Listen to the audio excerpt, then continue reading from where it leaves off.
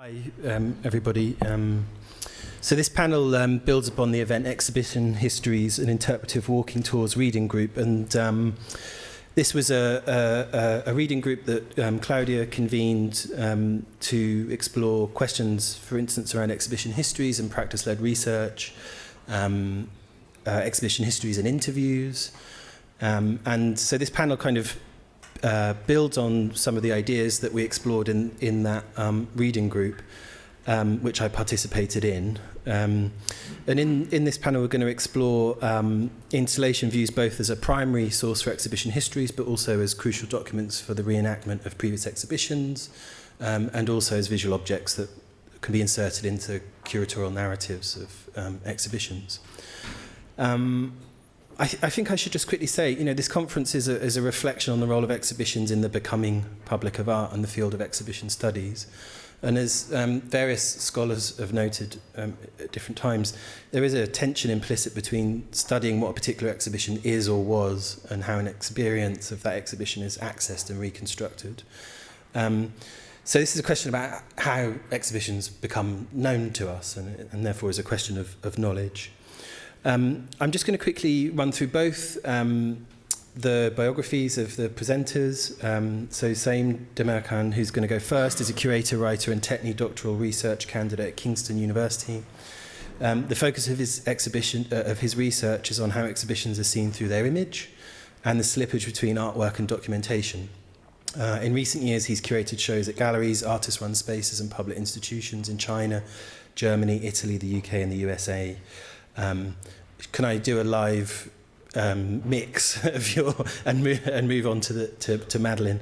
Madeleine Kennedy is a curator interested in exploring the radical potential of anti-ableism in reimagining what exhibitions can be and do.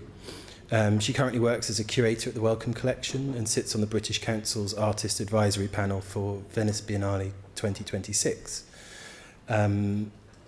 Her forthcoming project, Imagined Exhibitions, which evolved out of her doctoral research at Oxford University, experiments with intuition-centred, collaborative and speculative curatorial methods to support artist-led projects that imagine exhibitions otherwise. I hope that was an okay mix in real time. So I'll hand over to Saim now. Thank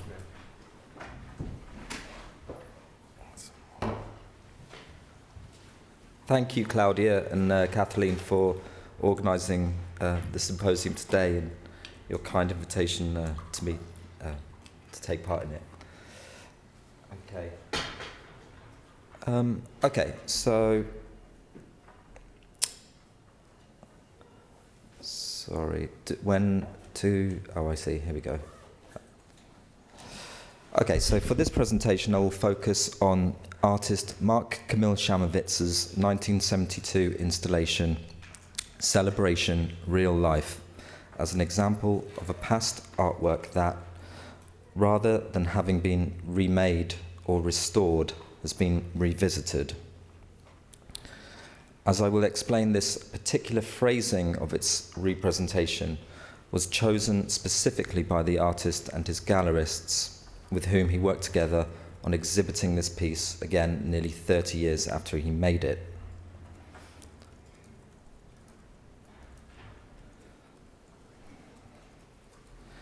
Celebration Real Life was originally made for a 3-person exhibition with Gustav Metzger and Stuart Brisley called 3 Life Situations, which was the inaugural show at Gallery House in London in 1972. Gallery House was short-lived and only ran for less than a couple of years at 50 Prince's Gate in what was then a vacant townhouse and which is now the Goethe Institute in South Kensington. Ziggy Kraus, an entrepreneurial German art dealer in London at the time, had negotiated the use of the building with the consulate before the Goethe Institute moved in. Each of the 3 artists had a floor to themselves, with Chamovitz on the first floor, which consisted of 4 rooms, of which the artist made use of each one as follows: a former ballroom, or a room that was used for dancers, in which he made his installation; a waiting area or coffee room where Chamovitz welcomed visitors, offering refreshments and engaging in conversation with them; another that hosted 7 Days, a popular socialist photo news weekly magazine in circulation at the time, and one room that the artist used to live in during the show, which remained publicly inaccessible.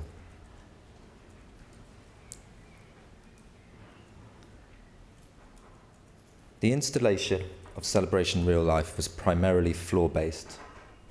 Objects, glitter, paper streamers, photos, and various ephemera were strewn across the floor, and the room was lit by theatre lights with colour filters that refracted off of several mirror balls installed at different heights around the space, perhaps as a reference to its past as a ballroom. Fresh flowers and candles created scents, and vinyl records were often being played, giving the impression that the entire installation was multi-sensory rather than purely visual.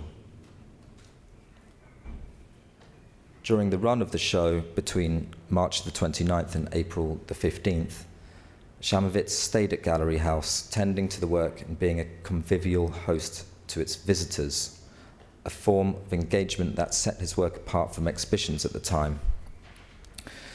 As Tom Hollett notes in his book about the piece, published as part of After All's One Work series, Shamovitz sought to create an ambience where the visitor felt welcomed and relaxed, a mood radically distinct from that experienced when visiting didactic institutions such as museums or private galleries.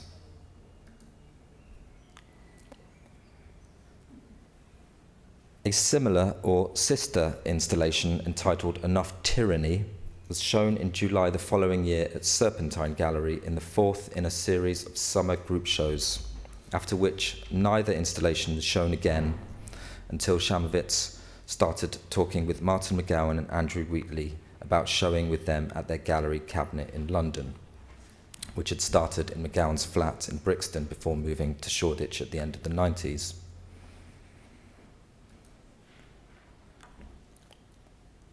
Under a new title, the artist exhibited the installation he first made at Gallery House at Cabinet Space and Old Street in 2000, after which it continued and continues to be shown as Celebration Real Life Revisited 1972 to 2000. The addition of Revisited 1972 to 2000 to the title pays note to both a return to it and its time span of inactivity. Hollett observes that the Revisited of the title refers to Bob Dylan's classic album Highway 61 Revisited, but also places greater focus on the trope of the visit, so central to the work. The verb visit therefore emphasizes the encounter with the work that was so integral to its original installation in 1972, and that Shamovitz considered a form of collaboration between himself and the visitor, whereby, to quote Hollett again, enjoying sensation, being stimulated by pop kicks, reading intertextual references, experiencing Proustian involuntary memories, hanging out, talking, socializing with the artist as host, end quote, all qualified as collaboration in Hollett's interpretation. Yet to revisit an artwork is also not to remake or restore it. It is to return to it, to remember. The title underscores Shamovitz's use of the word as opposed to others that refer to seeing exhibitions, such as viewer or spectator, the latter of which was often favoured by Brian O'Doherty in his book Inside the White Cube, first published as a series of essays in Art Forum in 1976. These are words that are more commonly used today when discussing how we see art. One could even say that we are less visitors now than we are viewers, particularly when the eye is so privileged through screen use. Editions of Celebration Real Life Revisited 1972 to 2000 were acquired by the Frac Bourgogne in Dijon and Migros Museum in Zurich, venues where it was subsequently exhibited after it was shown at Cabinet, and the following photos are from those two locations.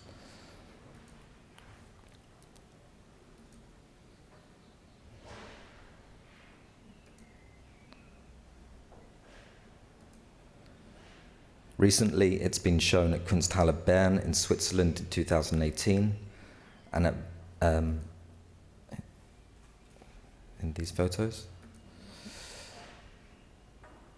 and at Wiels in Brussels in Belgium in 2023 in Chamowitz's last institutional show, Nuit Americaine, before his passing last year.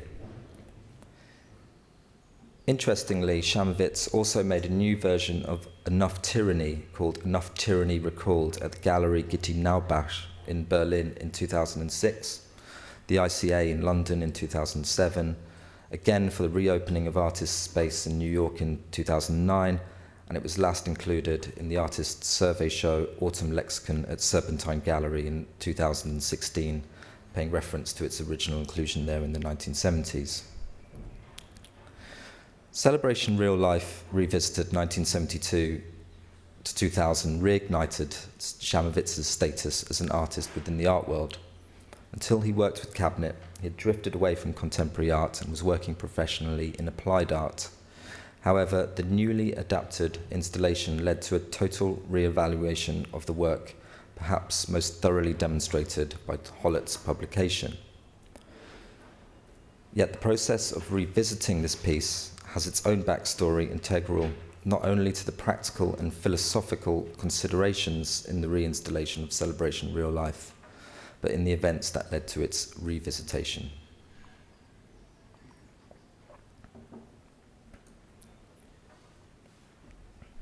The starting point of which can be attributed to its initial discovery by McGowan, who first became aware of Celebration Real Life after seeing images of it in magazines as a teenager in the mid-70s. While he was too young to have seen the piece at Gallery House, McGowan recalls how the magazine Studio International was the go-to magazine where one could see art outside of exhibitions. Here, the magazine was the conduit to the work. It's this point of access of images of exhibitions that interests me and touches upon my own research into their appearance as an after-image of an exhibition. In a sense, the format for publishing images of art hasn't changed drastically, yet shows are now primarily seen online on aggregator sites such as Contemporary Art Daily, posted on social media, or on gallery websites, in some cases before they are open to the public.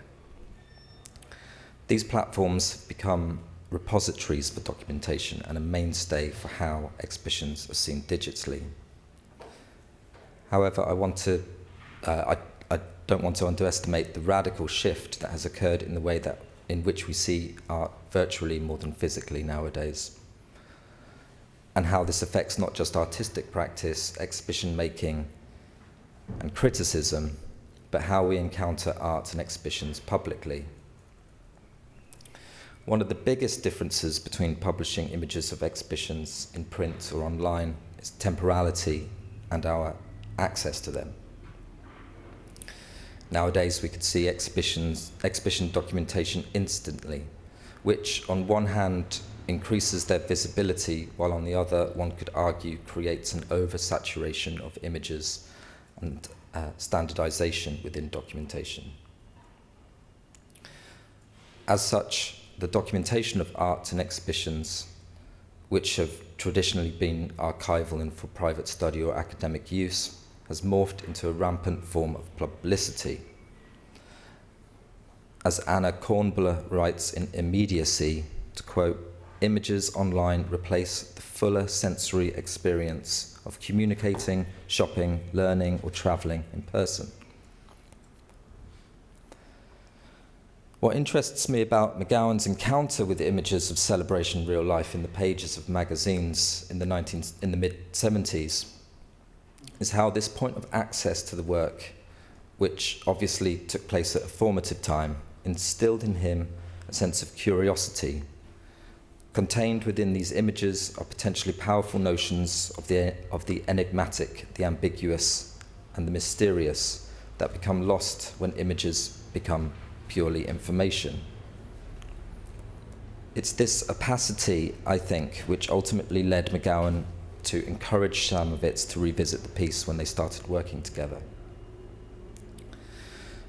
the magazine also has or had a different temporality to how we access images of exhibitions now.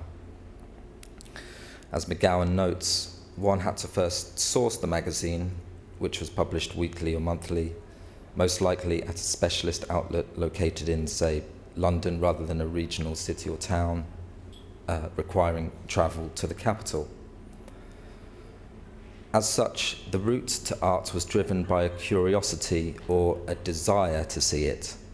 Perhaps it is this desire that subsequently led to McGowan to want to see celebration real life in real life, to paraphrase the title of the installation. Seen against the present, these and other images of celebration real life that were published elsewhere hold an allure, a glamour even.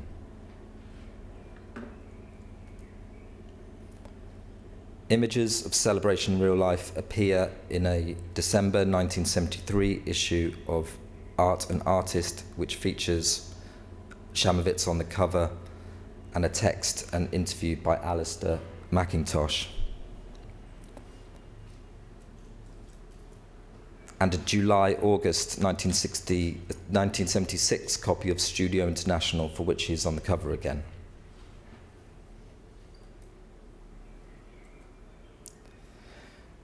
These portraits exude a media image, perhaps more associated with musicians than artists, the production of which Hollett notes applied to Shamovitz too, writing that, to quote, "a kind of public narcissism was not out of the question, as evidenced by the glamorous pictures of Shamovitz on the covers of Art and Artists and Studio International."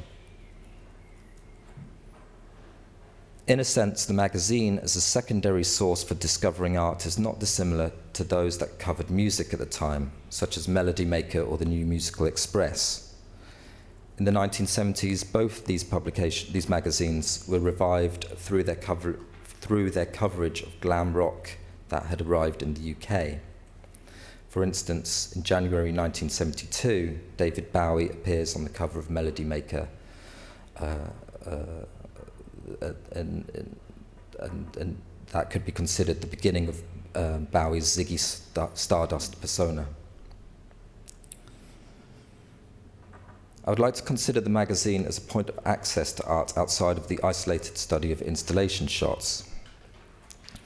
And while it is true that installation shots are the primary source for the recreation of artworks, I want to finish by advocating for an understanding that context is crucial when art is being exhibited or reshown.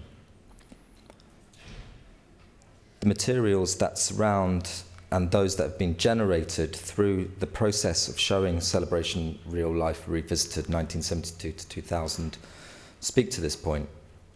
Particularly a document that was produced after its first couple of reinstallations in London, Burgundy and Zurich.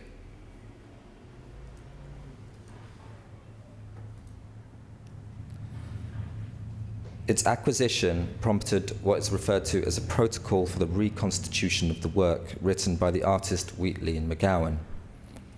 This two-page document outlines both the practical requirements for installing the work, from the arrangement of the space in which it is to be shown to the maintenance of the piece. Yet it also contains instructions designed to evoke atmosphere, such as, to quote, "the mood should be somewhere between a chapel and a bordello." It calls for active curating, since the piece contains what are categorized as expendables, materials that require replacing, such as flowers and candles. The protocol is also designed to be functional in the absence of the artist, deferring the responsibility or Shamovitz's role as a host to the exhibitor, stating that the curator/installer becomes the surrogate parent. These acts of domesticity are therefore at his or her discretion. It is hoped that this role can be enjoyed. As Shamovitz himself noted in an interview with Michael Archer, William Furlong, Wheatley and McGowan in a 2005 publication on Celebration Real Life Revisited 1972-2000, to quote, "Whereas in 72 I was self-consciously attempting to question alienation between the viewer and the maker, for example, by being present in the piece and inviting them to talk and to participate, that is no longer necessary. At that time, there was an intellectual attempt to bring a kind of caring side to art making. It was implicitly a questioning of practice. Because there has been such a cultural shift, the piece paradoxically has perhaps become much more autonomous. It is welcomed in itself rather than needing the agency of the maker. End quote.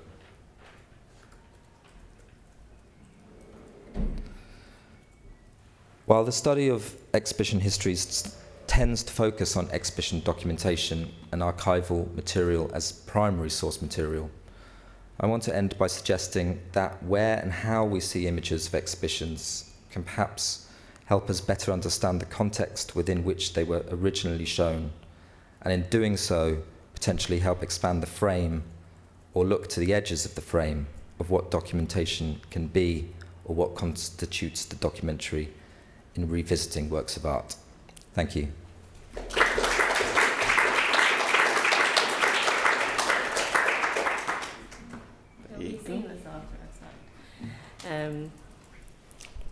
You get a preview of everything I'm going to talk about. Thank you. Okay, so I was really excited by this invitation because it prompted me to think about something again that I haven't thought about for a long time. I haven't really been thinking about exhibition history so much recently because I've very much been focusing on my curatorial practice, which is not to imply that they're not related. And so what I was excited to talk about is something I haven't really done hardcore research on yet. So there are a set of questions. And the way I like to frame this is through the term pansensory documentation, which hopefully is intuitive. But when I say pansensory, I mean not multisensory, but all senses. And I'm thinking of that in terms of both documenting pansensory experiences, but also pansensory material to document those experiences. And the guiding question is, can access-led practice help reimagine how exhibitions are remembered? And I just want to give an access note before I start, which is to say I do have text on the slides for anybody who finds it easier or needs to read along to follow the content. And the way that I use images, given that this presentation questions the maybe over-reliance on photography in exhibition historiography, I'm not going to refer directly to them. They're kind of decorative to a certain extent. But when there is an image that I'm talking to directly, I'll give an image description. So I sent an abstract that was a very dense list of questions, which is bad form. So I'm just going to pick out 3 that will actually structure the presentation. So how can multisensory and even pansensory approaches to exhibition making be captured in an archive? Can material developed as access accommodations for an exhibition's public run double as a form of paradigmatic multisensory documentation? How could these innovations be led by deaf, disabled and neurodivergent artists already expert in sensory translations and creative accommodations? These are the questions that I'll come back to. But they're very abstract, so I wanted to approach this through thinking about how this has come out through my practice. And so I revisited the last time I wrote about exhibition histories explicitly, which was 2015. And I wrote an article for Stedelijk Studies, which took the documentation of the 1938 Surrealist exhibition in Paris as a case study to ask broader questions about the risks of relying on installation photographs in our study of exhibitions.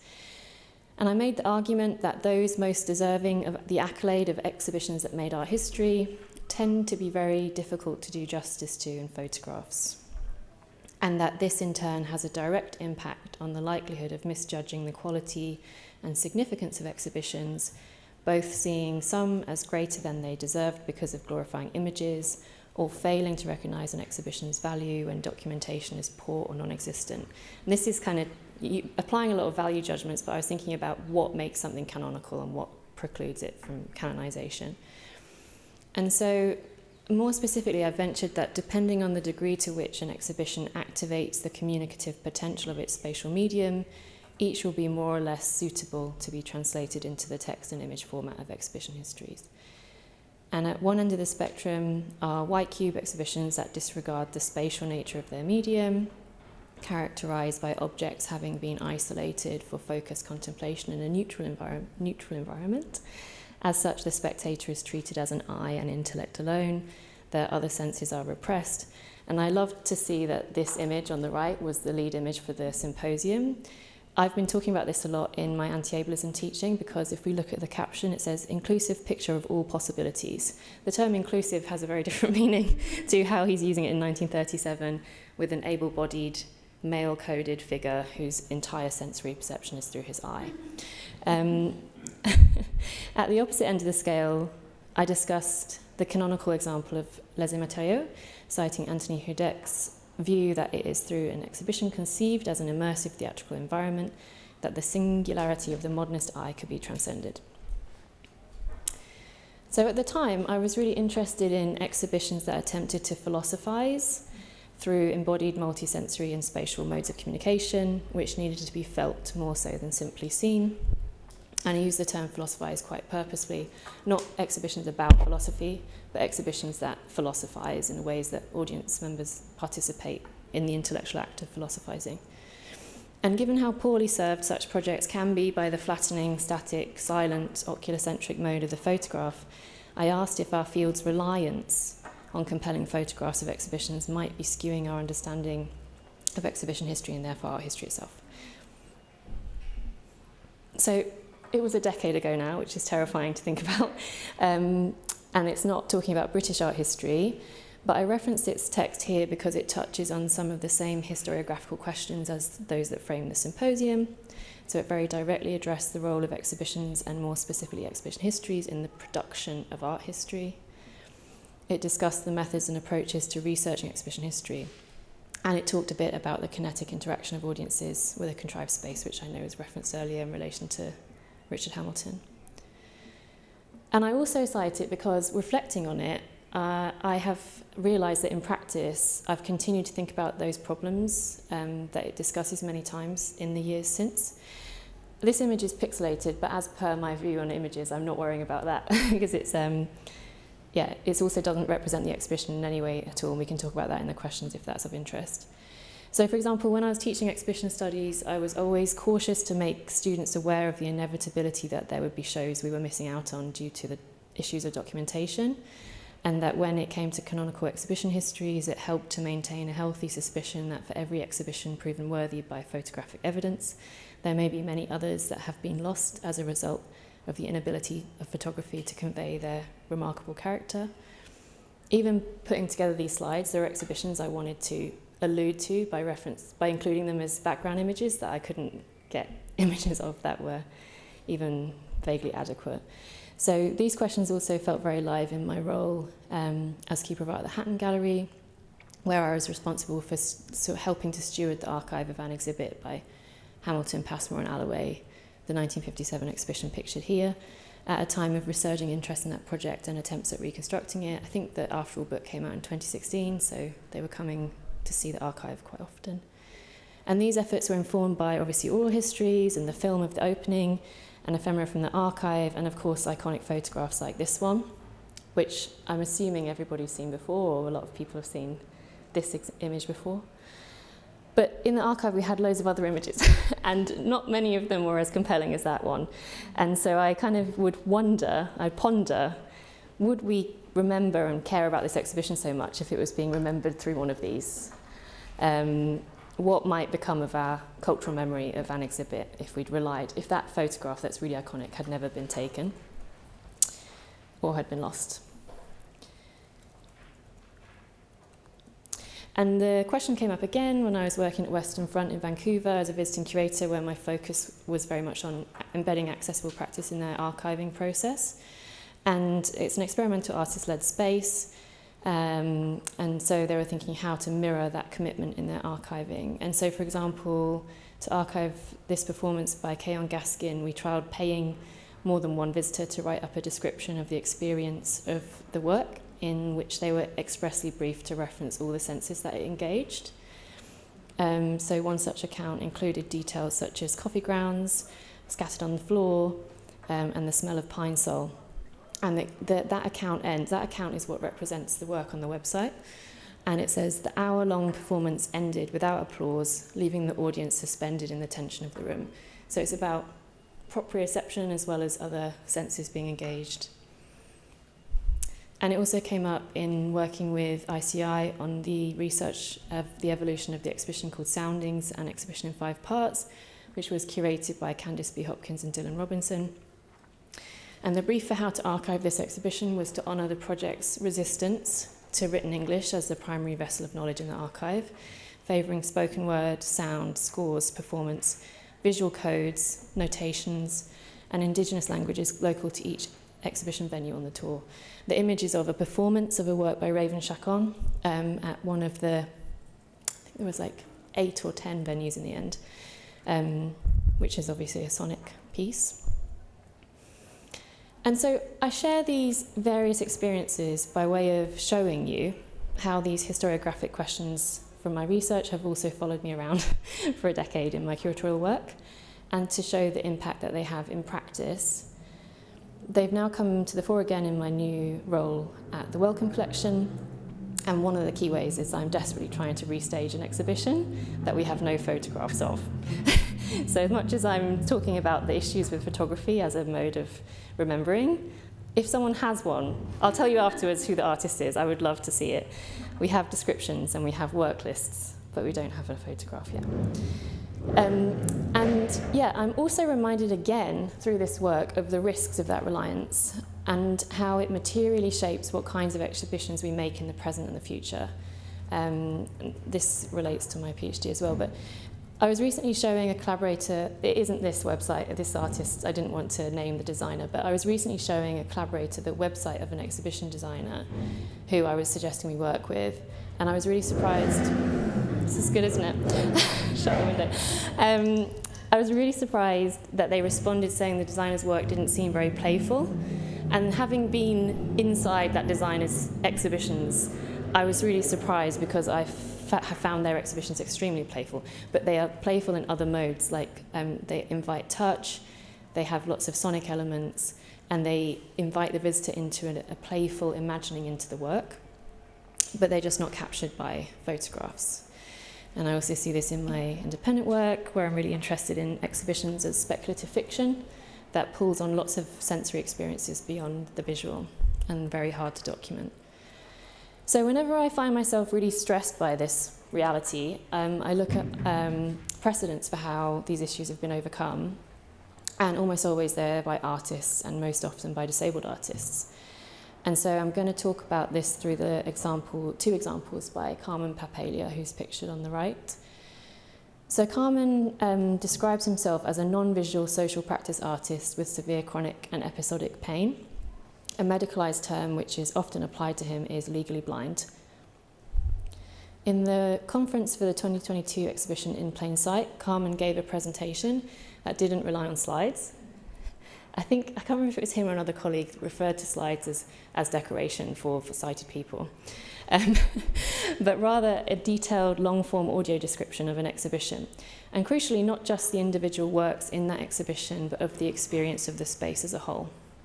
So imagine, for example, the way the temperature changes at the threshold into a gallery, the feeling underfoot of the carpet the artist has had installed especially for the sound piece, or the scent of fresh oil paint.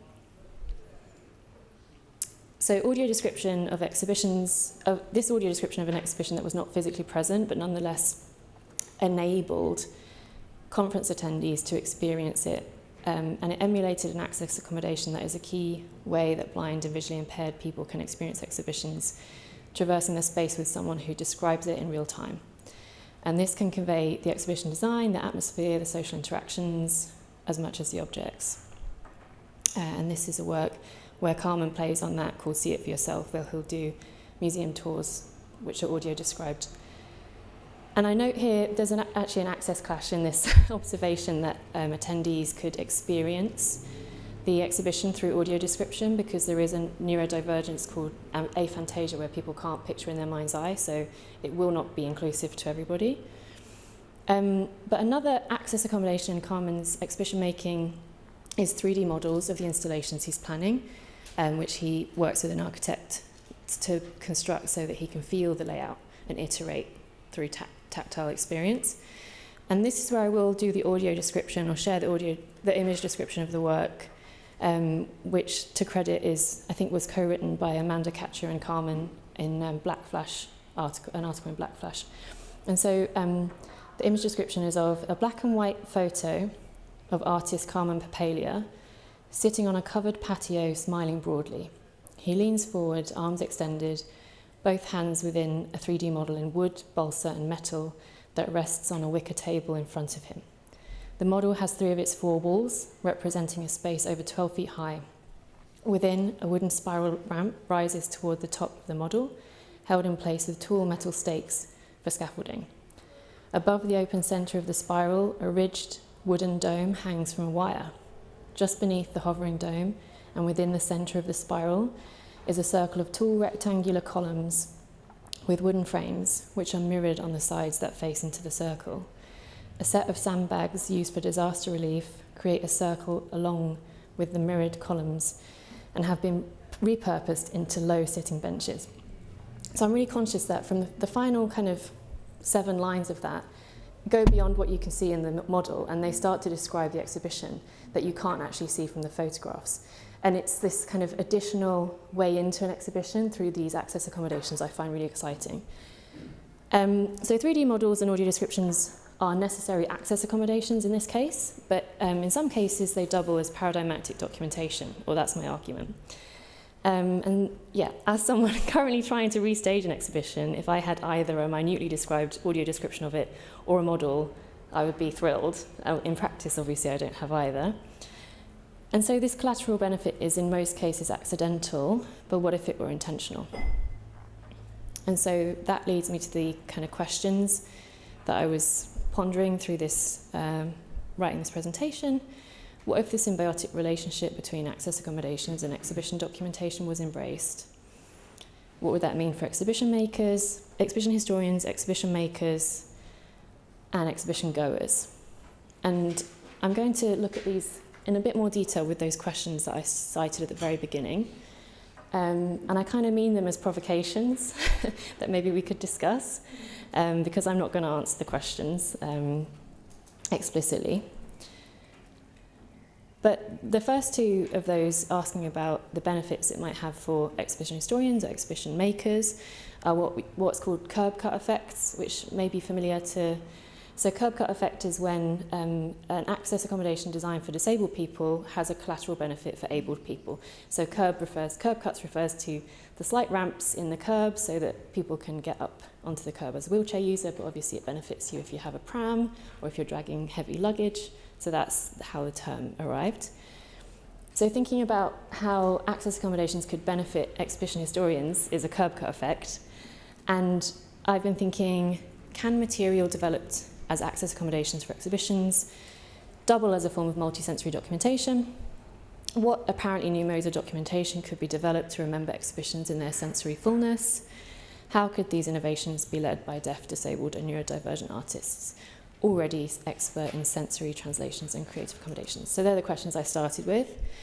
But to my mind, the most important question is the third, because access accommodations should come from a commitment to anti-ableism, not just a recognition of their collateral benefits for abled people.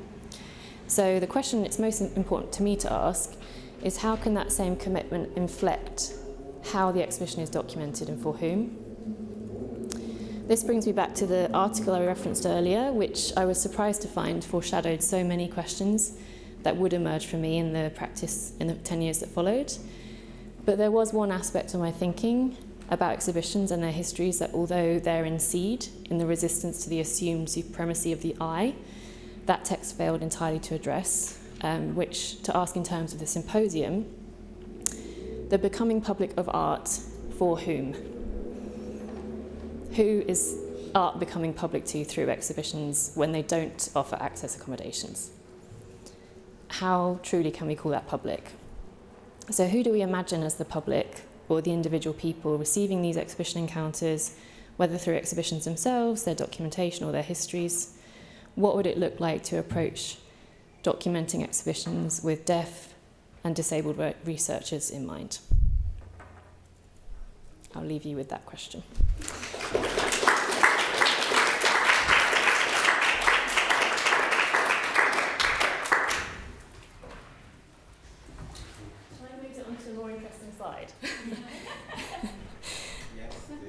wants to choose which slide we leave it on? Are you going to choose? No. Just go back to something with an image. Yes. And we'll talk about how suspicious images are. Should we leave this one? Yes. Yeah.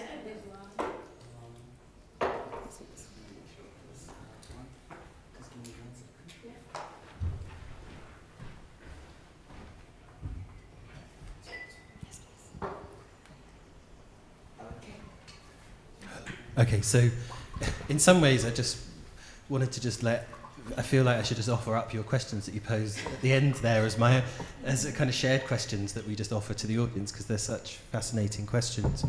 I did want to just, before we sort of have a conversation, I just wanted to offer some reflections, I suppose, on what I've just seen. I mean, I think this maybe just goes without saying, but often contemporary art exhibitions, you know, are temporary, they're multisensory, they're site-specific. In the case of Shamovitz, they're mutable, and in the case of Shamovitz as well, they change with each installation. These are certainly all words that characterise the case study of Saim, and this work that we've just seen alerts us to a kind of relationship between a kind of single reference image and also a recreation of the installation that changes each time.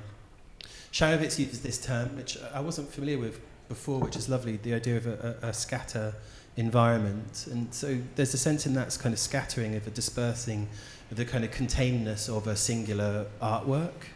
So it opens it up to contingency, and I think it moves a consideration of the artwork outwards into different directions, into considerations of the mediations of artworks and the spaces in which it's cited. I think there's also a really interesting way in which to remake the work could be a refusal to allow the work to settle, to refuse to refuse to allow the work to become regularized in the form of a flattened image. So if the image is a token and a vehicle for exhibition history, then perhaps Shamovitz's remaking could be understood as a kind of refusal of historical closure. In preparing for this panel, I was intrigued by something that Madeleine said in a conversation we had, that in her recent work she's trying to specifically not write exhibition histories. And it seems like a sort of sacrilege to be here among exhibition history people. Why would you not want to write exhibition histories? And this article that Madeleine mentioned, that was published 15 years ago in the journal Stedelijk Studies, is, you know, I found it a fascinating read, and I would encourage you all to engage with this article if you've not encountered it already. There's an idea that the exhibitions that make art history have tended to be the best documented, recognised, as Madeleine writes, on the strength of photographic evidence. So Madeleine's troubling of exhibition histories is rooted in a criticism of photography as a privileged visual precondition of those very histories. And of course, in recent years, art museums and galleries, as has been kind of brought up in a number of ways today already, have done really necessary work to implement inclusive access and support practices for its constituents. And this is part of an urgent and really an unfinished process of re-examining what a museum or gallery might be, who it's for, its publics, all of these questions that have been raised already. So rather than being a compliance issue, which Madeleine's just pointed out, what if this process were led by deaf, disabled and neurodivergent artists, people who are already expert in sensory translations and creative accommodations? It's a really fascinating question, and hopefully one we'll talk a bit more about. I think Madeleine's case studies, what they demonstrate is like the way in which this process challenges many often unexamined principles and provides opportunity to learn, and I will say that it's, you know, provided an opportunity for me to learn and to reflect upon certain assumptions that I make as somebody who is engaged with exhibition histories. But by asking in turn what exhibition studies can learn from access accommodations, Madeleine raises further questions about not just who is an assumed public for exhibitions, but how experience differs.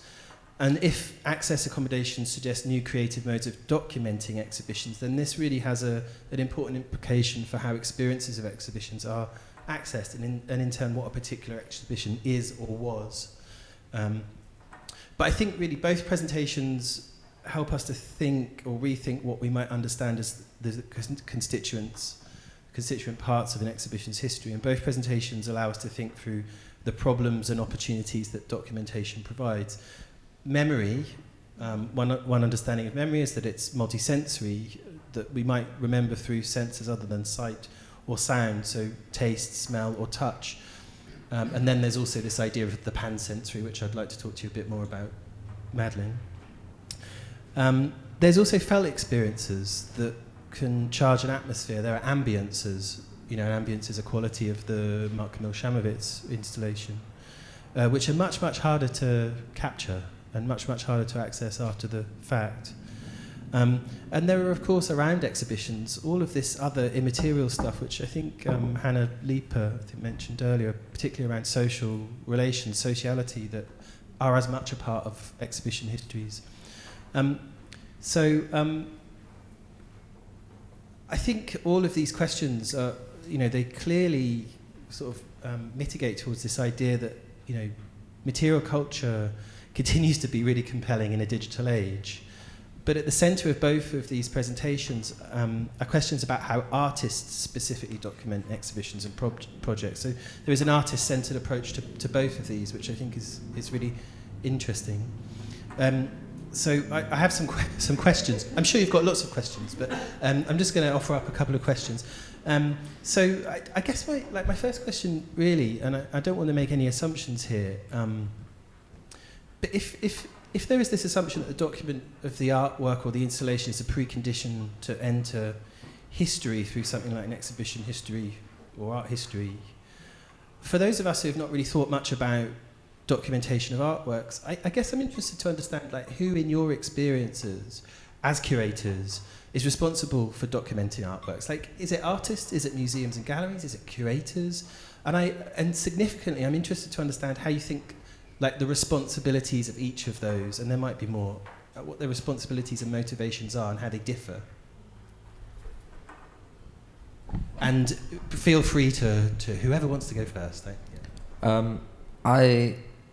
I'm increasingly of the mind that this responsibility is curatorial.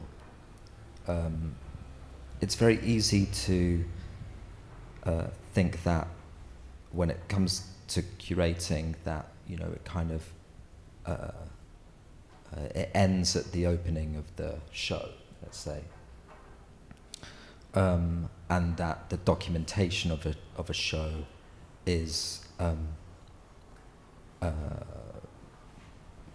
just one of the things that just has to be done once it's opened, a kind of routine. But I think that in a way, for me, the show is the sort of it's not the end, it's the beginning. I think there's it can be generative and it can produce new forms, or new forms of documentation can be tried out once the show is open. Also, maybe, and just personally speaking, it's a way to sort of almost kind of keep it alive as well. In my own experience, the kind of the static exhibition is the sort of least kind of interesting, and I think that's when I started thinking about how to document shows and have myself explore different ways of doing this, either by asking, let's say, non-professional photographers to document a show, doing it myself, kind of multiplexing it, through the use of instant cameras, things like that. This is all to say that I think that it's kind of rich territory in which to experiment, and I've seen that most commonly done by artists.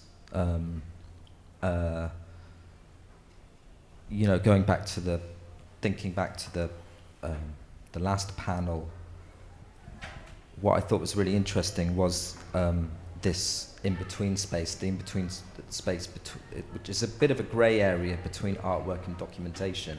But I think that's where it can be most generative, and certainly through a lot of the examples that I'm been drawing on for my own research, this in-between space it is kind of resistant to either one of those categories. It's very hard to describe. The only way that I can think of describing these things is as materials, you know. But they also reveal sides of an artwork or an exhibition that I sort of maybe ignorantly didn't think about before. I'll give you one example. There was a gallery, an artist-run space, really, in New York between 2005 and 2008 called Orchard, which was cooperatively run by 11 members, artists, academics, and practitioners, including Andrea Fraser and a filmmaker, experimental filmmaker called Jeff Priest, who made a series of film collaborations called the Orchard Documents, where he recorded the shows, not every show, I think there's about 6 or 7 shows in collaboration with the exhibiting artist. And there's one of these Orchard Documents is of Andrea Fraser performing May I Help You, which is her 1992 performance, which she performed herself rather than having someone else perform it. Jeff always uses films on film using a Bolex camera, and recorded her performing this piece throughout an entire day in short bursts, just a few seconds long sometimes, and edited this footage together. And then because it was film, he had to record the audio separately. So he said that when he was editing the footage together and dropped the audio in, he was surprised by how in sync everything was, because this was footage of several performances. But what that tells me is that Andrea Fraser is, and what I'd never thought about before, is that Andrea Fraser is an actor. And Andrea Fraser is like an actor walking on a stage every night and saying her lines exactly on cue. And that side, and I think that side of her artistic practice was something I never really considered before until seeing this Orchard document. Yeah. Please. So I'm going to take a liberty with your question, and I have a half-formed intuition about who's responsible for documenting exhibitions, but I'm actually more interested in answering or asking, who are we responsible to in documenting exhibitions, and especially thinking through the framing of art becoming public. 25% of the public in the UK is disabled, and so if exhibitions are art becoming public, the way that we document them and archive them should accommodate for those people. We're responsible to those people. And also, as you pointed out, my answer would always say we're also responsible to artists in how we document their work.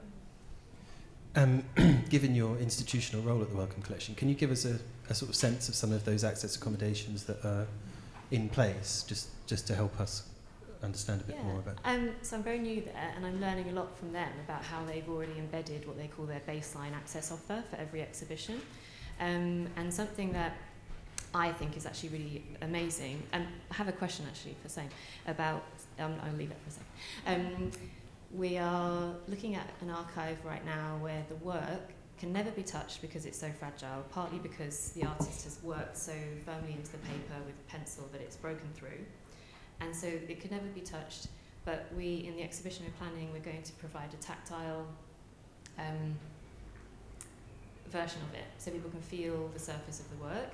that's not documenting the exhibition overall. That would be quite hard to do the entire surface of the interior of an exhibition as a scale tactile project, but maybe theoretically. But yeah, that's one example of that kind of accommodation, that once that goes, if we archive that, it becomes a way of accessing that work the work physically exists, will outlive the exhibition.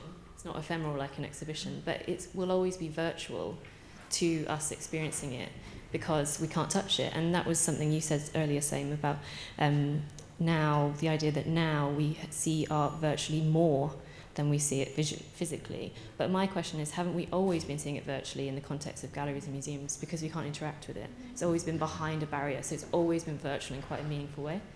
But I don't want to hog the whole conversation, so. Was that a question for Saim? Yeah, I'd love that. Have we always seen exhibitions virtually? Have they always been virtualised by the fact we're not allowed to interact with them or experience them except through the eye? Yeah, maybe. I mean, the camera is just an extension of or a replication of the eye as much as possible. I think that it's. An unfair I question. think that my point, the point I was trying to make there by saying that we see more exhibitions virtually than physically, is that we actually see more exhibitions. Yes. We have access to more exhibitions, but primarily through the eye. You know, we can see shows in places we can't visit, in countries we can't go to. We have a kind of kaleidoscopic sort of view of art now through the internet, and but my kind of concern there is like through processes of standardization, you know, are we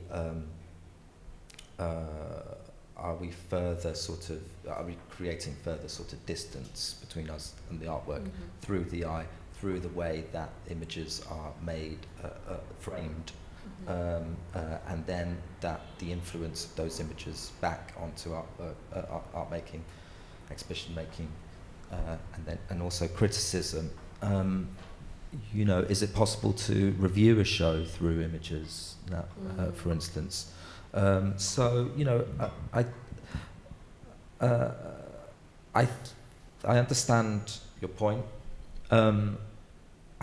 Maybe this is a sort of good time to sort of bring this up, because it's something that it's been on my mind. But it, in relation to your research, it is Park MacArthur's exhibition at Kunsthalle Bern in 2000 or 2021, certainly during the pandemic.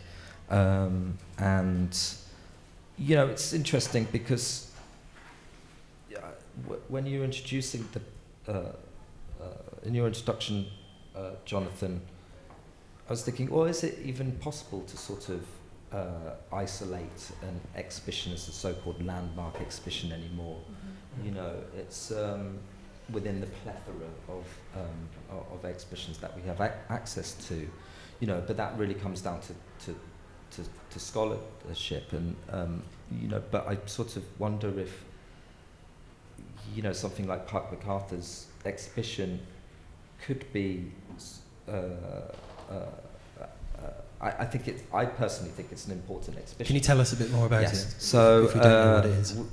Park MacArthur, who's disabled, was unable to physically travel to Bern from the US for her show at Kunsthalle Bern because of the pandemic, and instead made the exhibition remotely, which consisted of an audio guide of the rooms of the Kunsthalle in Bern that she wrote together with people there, and you know, in the style of a kind of institutional audio guide, except that she incorporated into it descriptions, very tactile descriptions of the feeling of air coming through an open window, which was a requirement of all sorts of spaces of a certain size during the pandemic, in Switzerland at least, to have good ventilation. You know, so this audio description is not just, is less what you are sort of seeing in terms of the art. It's the art of it is the description of the space and sort of the way it describes senses, and the way that you know, something like the sounds or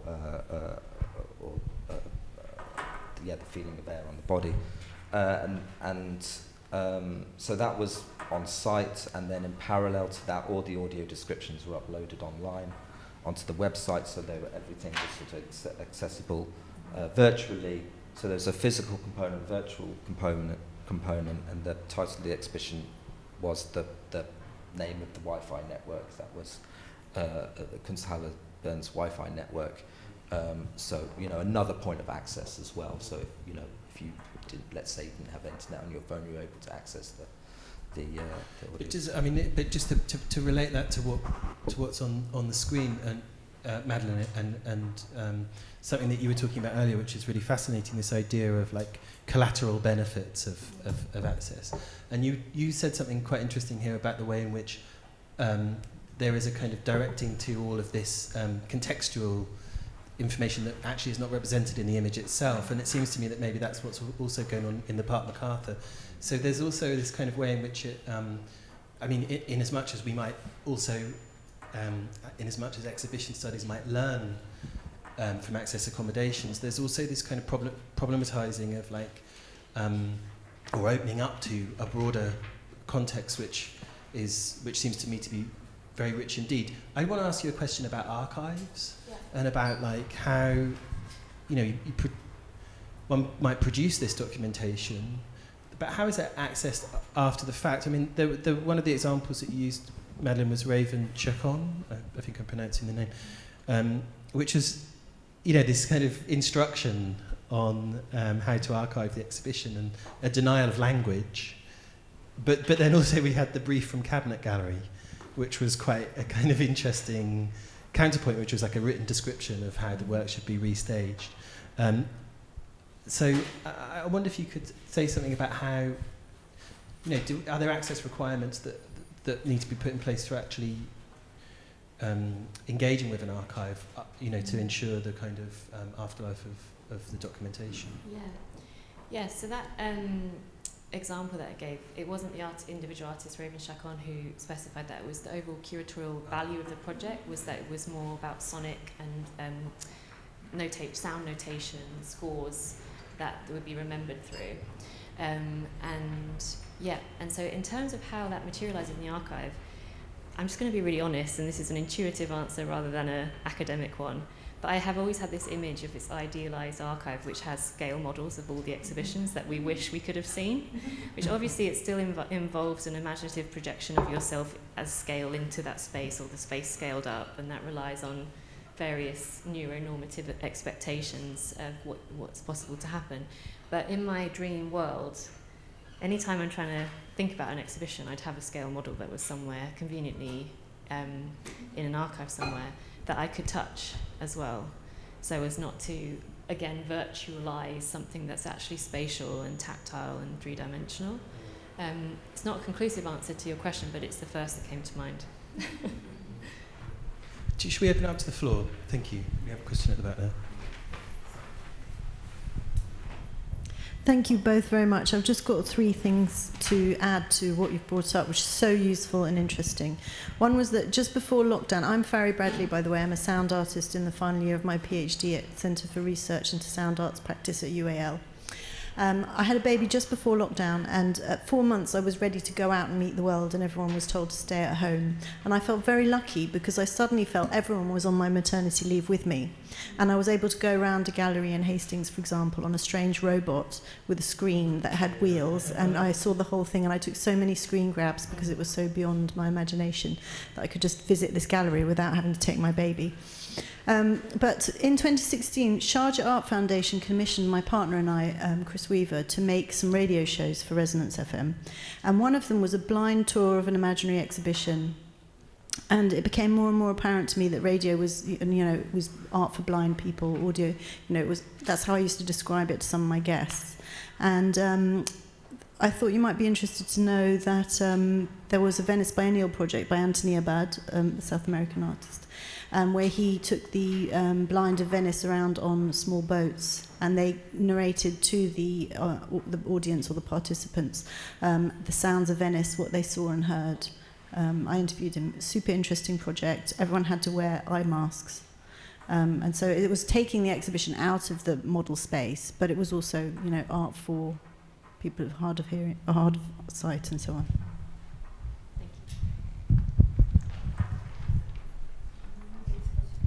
Questions online. Yeah, we've got a question online from Pamela, who says, as a former occupational therapist, I can concur that something designed to benefit one group usually benefits everyone. It's access by design. But then the second part of this question or kind of contribution is who documents? Could we see co-documentation and sort of gathering a plurality from visitors, creators, hosts, etc.? So, Madeleine, maybe that's one for you as well, thinking about that, the the plural, the many. Yes, definitely. But that's really exciting. And I really like finding unofficial exhibition documentation because as a curator, I know I do vanity install photographs, where I move the aircon unit out and the barriers that are very present for a visitor's experience of an exhibition. I make sure they're not in the install shots. So that doesn't align with how in my platonic ideal of the exhibition, how I see it. And so in the article that I referenced, which I really don't remember writing, I talk about the idea of commentators rather than documenters, and how rather than thinking anyone has the authority to officially record an exhibition, maybe there's just all these different vantage points that should all be taken as equally valid. And I know you talked about with East, there was filmmakers were paid to hang around and film the exhibition. All these multiple but resourced, institutionally resourced, non-institutional voices. I find that really exciting. Western Front were experimenting with the same thing. And as you can see with the visitor account of that performance I cited, it points to how uncomfortable the whole thing was. It doesn't sugarcoat what the experience was like to make the institution look really slick, whatever. So the polyvocality, I think, is a really crucial part of that. And pay disabled artists to do sensory translations of exhibitions for the archive.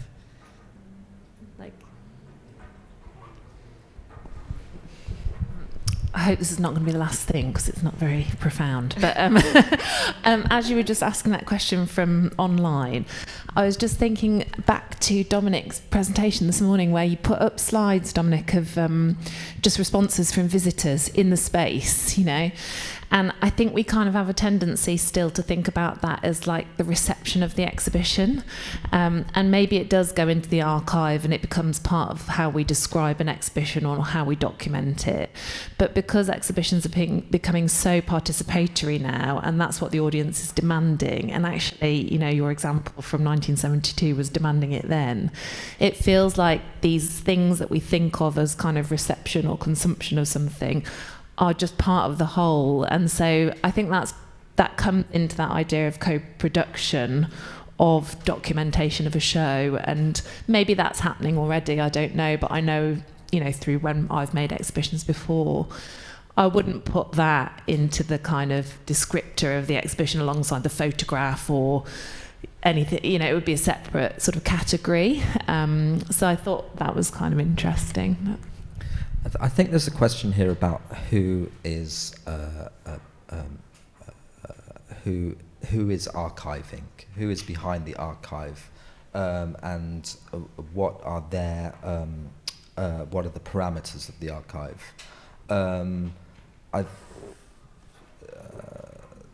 I'm increasingly encouraged by digitalization as a way to sort of as a repository for documentation, more than physical archives can hold. But a recent example which I found very effective was the Kunstverein in Munich, which is a members-based public gallery. The Kunstvereine, there's Kunstvereine all over Germany and parts of Austria too. And it had its 200th year anniversary, I think last year, or maybe the year before. But in the lead up to that, the director and the curator designated one of the rooms in the Kunstverein as an archive and spent a number of years bringing the material from the basement or older stuff from the city archive to the space and making it accessible. And in doing so, and also employed a part-time archivist. In doing so, people would donate or would kind of come to them with their material, including a woman who worked at the Kunstverein in the 80s and 90s as the office manager, basically, the person who ran it for, I think nearly 20 years. And she came with a stack of photos that she had taken during this time, of which I've spent a lot of time sort of thinking and wrote a piece about, because it's an unofficial form of, you could say, an unofficial form of documentation, but in these photographs they speak to the history of the Kunstverein in a way that maybe official forms of documentation, the ones that sort of the sanitized image don't speak to. These are amateur photographs mainly of social events, but in a way they narrate a history and social relations between people, and what I kind of wrote about was the sight lines that she was very good at sort of picking up or picking out of these in these images. Anyway, so I think there's a question there about who is I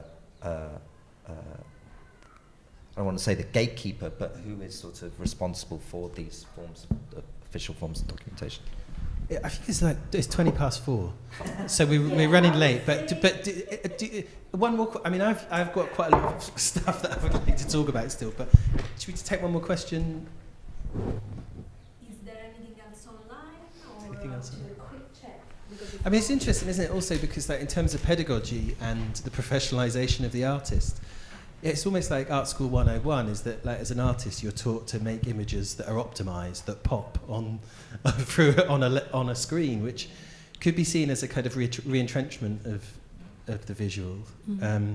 And there's also, of course, in contemporary algorithmic digital circulation, those images that popped are pegged against, algorithmic sorting, and there's a whole kind of interesting economy of optimization in digital spaces, I think, which I guess leads me to argue for and insist upon material culture. I mean, it's harder to resource, as you've suggested, Madeleine, and yeah. Just to add to that as well, I think we've been doing a lot of work on the digital divide, and again questioning these assumptions that the digital is free. It's not. It's paid for. It has to be maintained. It's incredibly, as we're energy hungry, but also access issues around the digital. And if you sit in a building like this, or you're part of an institution, you often have access to high-speed internet.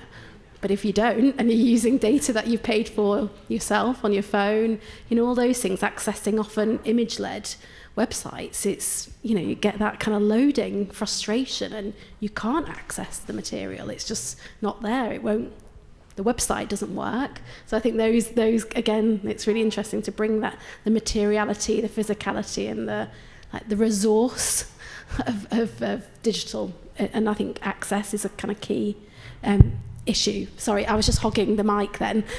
But there's just a comment online that I just wanted to share from Lucy Bamford, and this said, could 3D capture e.g. V21 art space coupled with 3D printing, enable Madeleine's vision for documenting exhibitions using 3D models.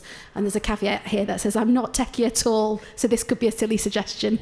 Maybe it could, I don't know. I mean, I'm glad that wasn't captured. This is a sort of separate thing, but there's a dying art of architectural model making. That if we're going to be making beautiful models of things that we intend to last long enough to be core aspects of archives, there are people who know how to do that, and I would prefer that over like the digital scanning and the kind of 3D rendering that de-skills. But that is a kind of side point to what we're discussing here. But it's an amazing object when you find a really well-made 3D model of an exhibition. Well, look, I just want to say thank you to the two panellists, Madeleine and Saim, for joining us this afternoon and having a conversation with me. Thank you so much for your work. And also thank you to the audience for your attention. And thank you to you and Kathleen as well. Thank you, thank you, thank you.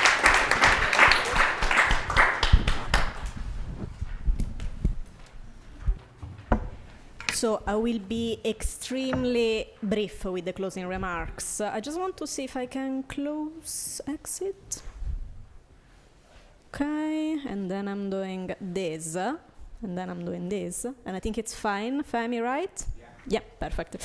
And I mean, I think that we can all agree that all the 4 topics, like the richness of the content of the presentation, the richness of the questions from the audience, both online and in person, really means that actually each topic could have been like a all-day study day, honestly, because it has been amazing. Like the discussions have been amazing, and so I won't keep you longer, but I think it's very, very important to thank all the people that have been involved in this project, starting from all the chairs and the speakers that we had today, but also Ajra Williams and Sunil Shah that were the speakers of the reading group, also all the attendees of the reading group online and the attendees of this symposium online and in person, because really for me, it was extremely helpful in my own research to have all this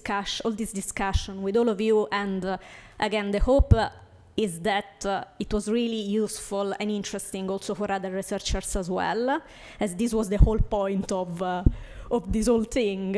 And then, of course, also a big thank you to Juliet, who did the film, who accepted to do the commission, and a very big personal thank you to my supporter in everything that I do, my supervisor, Sarah, who is also the director at the PMC, and Rosie Diaz, because they are the people that I briefed ideas and brainstormed ideas. There is a lot of cheerleading during my supervisions, so a big thank you to them, and a big thank you to all of the PMC who have funded all of this.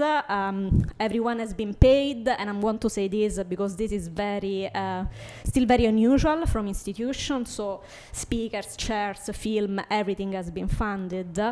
And also for the trust that they've put on me, like they allowed me to have complete freedom about the content and whatever I wanted to do with the project. And another very personal and big thank you to the people that made all of this happen behind the scene, Femi, Ella, and Kathleen, because you have no idea how much work there is behind the scene to make all of this happen.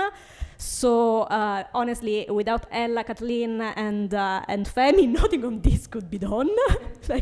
Because all the administrative, logistic part, it's really the skeleton of everything. And so yes, I think we are done. We can go for wine. Since everything is better with wine.